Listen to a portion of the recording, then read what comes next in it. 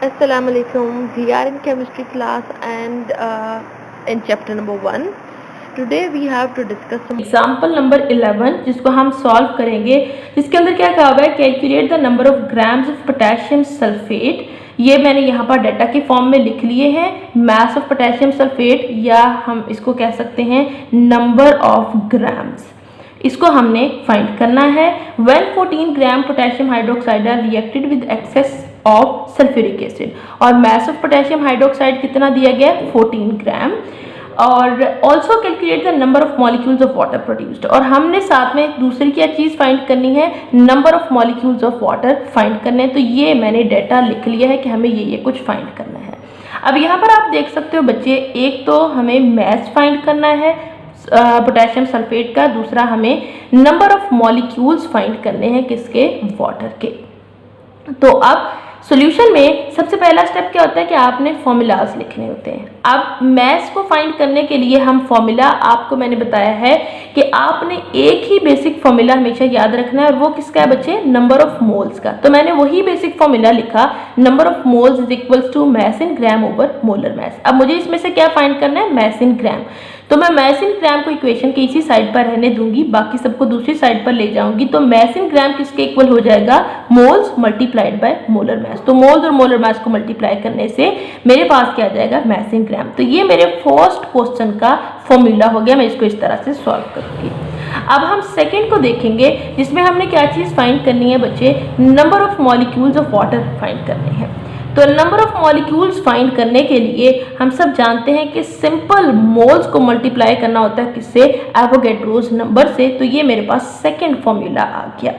अब ये दो फॉर्मूलाज हो गए। अब हम इसका आगे सॉल्यूशन की तरफ चलते हैं। ठीक हो गया। पहले हम बच्चे किसको सॉल्व करेंगे, पार्ट 1 को। पार्ट 1 में हमने क्या चीज़ फाइंड करनी है, हमने फाइंड करना है मास ऑफ पोटेशियम सल्फेट। ये आप याद रखिएगा, और उसके लिए फॉर्मूला हम ये वाला यूज़ कर रहे हैं, फर्स्ट वाला, जिसमें हमारे पास क्या क्या चीज़ें चाहिए, मोल्स और मोलर मास चाहिए। ठीक हो गया।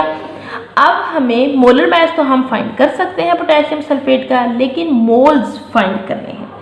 अब मोल्स हमारे पास नहीं है, तो बच्चे हमने अभी देखा कि अगर हमारे पास एक चीज़ के मोल्स हो तो हम दूसरी के फाइंड कर सकते हैं। अगर हमारे पास मोल्स ऑफ रिएक्टेंट्स होंगे तो हम उससे क्या चीज़ फाइंड कर सकते हैं, हम फाइंड कर लेंगे मोल्स ऑफ प्रोडक्ट्स। ठीक है, ये आपने याद रखना है। If we have moles of reactants then we can find moles of products. अब मोल्स ऑफ रिएक्टेंट्स हमने फाइंड करने हैं। हमारे पास ये देखें मास गिवन है, लेकिन इसके मोल्स गिवन नहीं है। तो मोल्स का फॉर्मूला क्या है, मास इन ग्राम ओवर मोलर मास। तो हम इसके मोल्स फाइंड करने के लिए पहले इसका क्या निकाल लेंगे, मोलर मास निकाल लेंगे। ठीक है, हमने निकाले हैं मोल्स ऑफ पोटेशियम हाइड्रोक्साइड, जो कि हमारा क्या है बच्चे, यहाँ पर रिएक्टेंट है। मोल्स किसके इक्वल होते हैं, मास ओवर मोलर मास। मास यहाँ पर गिवन है जो कि 14 ग्राम है, मोलर मास हमने फाइंड करना है। तो मोलर मास फाइंड करना बच्चे बहुत ही आसान है। Molar mass of potassium hydroxide, potassium का होता है बच्चे 39, ऑक्सीजन का होता है 16 और हाइड्रोजन का होता है 1। तीनों को ऐड करने से यहाँ पर मोलर मास क्या आ जाएगा, 56 ग्राम पर मोल आ जाएगा। ठीक है, अब मैं इन वैल्यूज को इस फॉर्मूला में पुट करूंगी तो मेरे पास क्या आ जाएगा, मोल्स ऑफ, क्या हो जाएगा बच्चे, moles of potassium hydroxide is equals to mass, जो कि पहले से गिवन है 14 ग्राम, तो डिवाइडेड बाय मोलर मास, जो कि अब मैंने कैलकुलेट किया, दैट इज 56। इन दोनों को डिवाइड करेंगे तो मेरे पास मोल्स क्या आ जाएंगे, 0.25 मोल्स यहाँ पर आ जाएंगे किसके, पोटेशियम हाइड्रोक्साइड के। ये मैंने याद रखिएगा, पोटेशियम हाइड्रोक्साइड के क्या चीज़ फाइंड कर लिए, मोल्स। अब हम इस स्टेप की तरफ चलेंगे, ये सेकेंड स्टेप है।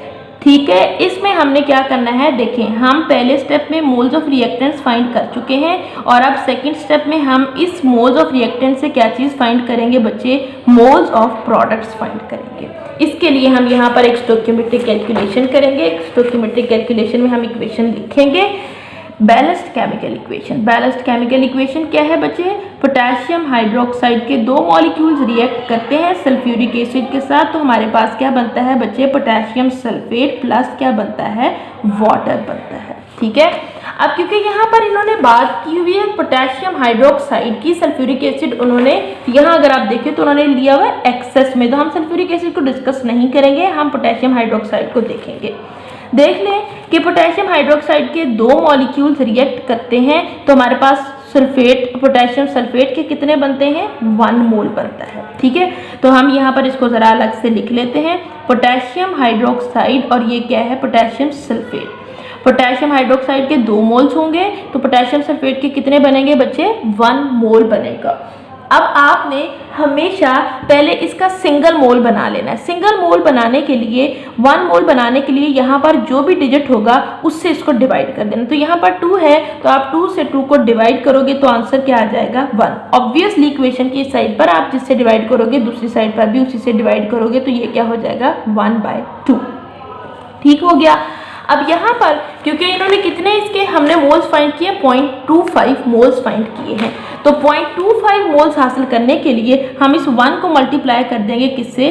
0.25 से, और इक्वेशन की जो इधर करना है वही दूसरी साइड पर करना है, 1/2 मल्टीप्लाइड बाय 0.25, तो ये हो जाएगा 0.25 मोल्स, और इधर आप मल्टीप्लाई करोगे और डिवाइड करोगे 2 पर तो आंसर आ जाएगा 0.125। इसका मतलब ये है कि 0.25 मोल जब पोटेशियम हाइड्रोक्साइड के होंगे तो उससे हमारे पास पोटेशियम सल्फेट के कितने मोल्स बनेंगे? 0.125 मोल्स बनेंगे। अब आप देखें यहाँ पर मैंने क्या कर लिया, मैंने सेकेंड स्टेप फाइंड कर लिया है जिसमें मैंने पोटेशियम सल्फेट के मोल्स फाइंड कर लिए हैं। अब हम अपने थर्ड स्टेप की तरफ चलते हैं, और थर्ड स्टेप में हमने मैस इन ग्राम फाइंड करना है। किस फॉर्मूला से? Moles multiplied by molar mess. ठीक है, सो थर्ड में हमने इसका क्या कर लेना है बच्चे? मैस इन ग्राम फाइंड करना है। वो किसके इक्वल होता है? Moles multiplied by molar mass. Moles मैंने निकाल लिए हैं, वो कितने हैं बच्चे? 0.125 mass in gram of potassium sulphate, यहाँ पर लिख देती हूँ जी। मोल्स कितने निकाले मैंने? 0.125। मोलर मैस मेरे पास नहीं है तो हम उसको फाइंड कर लेते हैं। पोटेशियम सल्फेट का बच्चे मोलर मैस देखें, पोटेशियम हमारे पास होता है 39, क्योंकि इसके 2 एटम्स हैं तो 2 मल्टीप्लाइड बाय 39 प्लस सल्फर होता है बच्चे सल्फर होता है 32 प्लस ऑक्सीजन के कितने हैं? 4 इंटू ऑक्सीजन का मास होता है 16, तो ये हो जाएगा 64 प्लस 32 प्लस 78 हो जाएगा। इन तीनों का जब आप ऐड करोगे तो आंसर आएगा 174 ग्राम पर मोल। तो ये हमारे पास किसका आ जाता है बच्चे? मोलर मैस आ जाता है ऑफ पोटेशियम सल्फेट। ठीक हो गया, ये हमने यहाँ से फाइंड कर लिया। तो ये मोलर मैस में यहाँ पर मल्टीप्लाई करूँगी, दैट इज़ 174। इन दोनों को मल्टीप्लाई करने से आपके पास आंसर आ जाएगा बच्चे 21.75 ग्राम।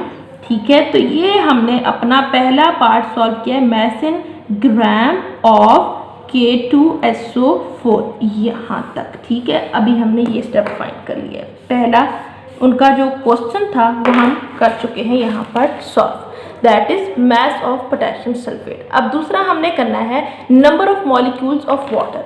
Number of molecules of water करने के लिए बच्चे हमारा दूसरा क्या है? Number of molecules of water.